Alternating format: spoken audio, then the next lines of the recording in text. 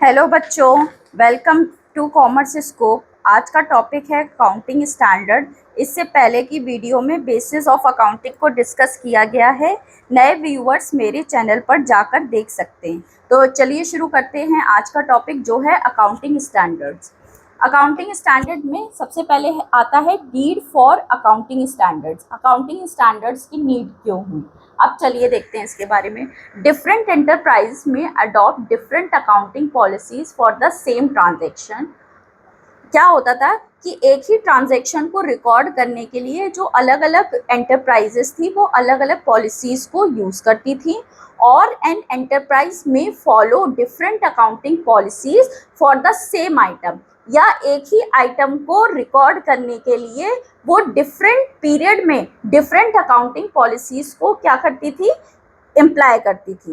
As a result the financial statements become inconsistence. इससे क्या हुआ, फाइनेंशियल स्टेटमेंट्स में इनकंसिस्टेंसी हो गई एंड अनकम्पेरेबल, और उनमें कोई कंपैरिजन नहीं था। क्यों नहीं था? क्योंकि जब अलग अलग पॉलिसीज को यूज़ करेंगे, अलग अलग आइटम को अलग अलग तरीके से ट्रीट करेंगे, तो क्या होगा कि जो फाइनेंशियल रिजल्ट आपके शो होंगे वो उनका कोई सिमिलैरिटी नहीं होगी, क्योंकि अलग डिफरेंट पॉलिसी पे डिफरेंट रिजल्ट आएगा। ठीक है, तो इसीलिए उनमें क्या हो गई, इनकंसिस्टेंसी हो गई और अनकम्पेरेबल हो गए वो। Hence there is an urgent need to harmonise and standardise these diverse accounting policies. इसीलिए जो ये डाइवर्स अकाउंटिंग पॉलिसीज है, इनकी तुरंत ज़रूरत पड़ी कि इनमें तुरंत क्या होनी चाहिए, इनमें समानता लानी चाहिए, इनका एक स्टैंडर्ड होना चाहिए। Certain standards must be followed for preparing the financial statement। ठीक है, तो फाइनेंशियल स्टेटमेंट को प्रिपेयर करने के लिए एक सर्टेन स्टैंडर्ड्स को क्या किया गया, फॉलो किया गया, so that there is a minimum possible ambiguity and uncertainty about the figures contained in the financial statement. तो फाइनेंशियल स्टेटमेंट्स की जो भी फिगर हैं उनमें क्या हो, मिनिमम पॉसिबिलिटी हो एम्बिग्विटी और अनसर्टेनिटी की।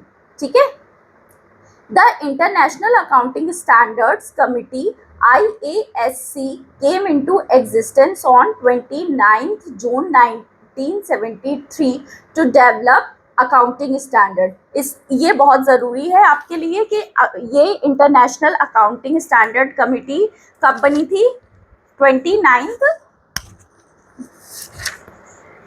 ये था मेन 29 जून को 1973 में इसका जो है एग्जिस्टेंस में आई। ठीक है, इसी ने जो है अकाउंटिंग स्टैंडर्ड्स को क्या किए, डेवलप किए।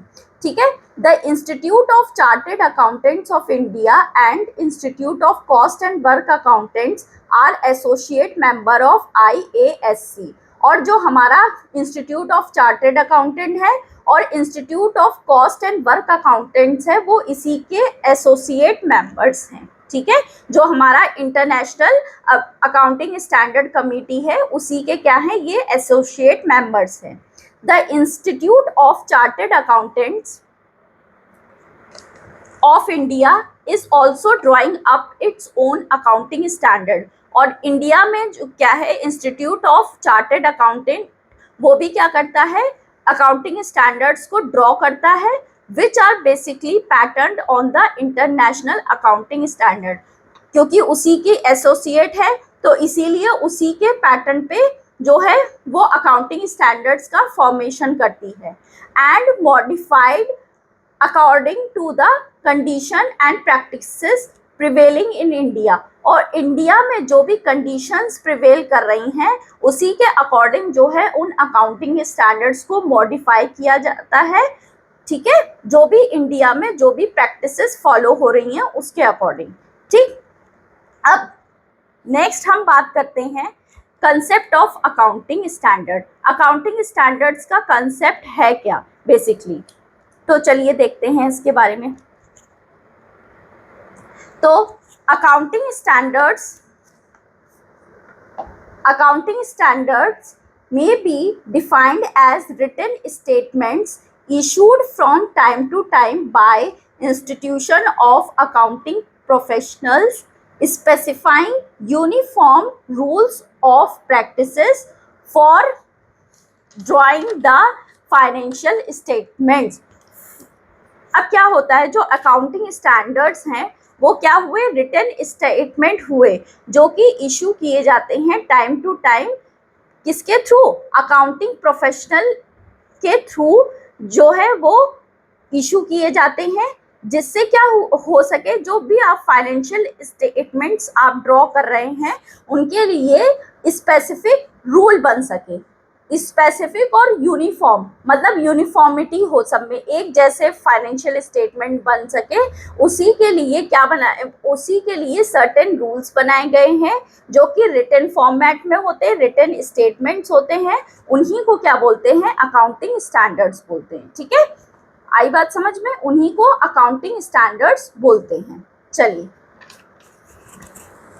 According to Kohler defines accounting standard as a code of conduct imposed on accountants by custom, law और professional body। किसी भी law, custom या professional body के थ्रू अगर कोई भी code of conduct किसके ऊपर इम्पोज किया गया है, अकाउंटेंट्स के ऊपर इम्पोज किया गया है, तो उसी को क्या बोलेंगे, अकाउंटिंग स्टैंडर्ड्स बोलेंगे। कोड ऑफ कंडक्ट मतलब उसी रूल को फॉलो करते हुए आपको फाइनेंशियल स्टेटमेंट्स को क्या करना है, प्रिपेयर करना।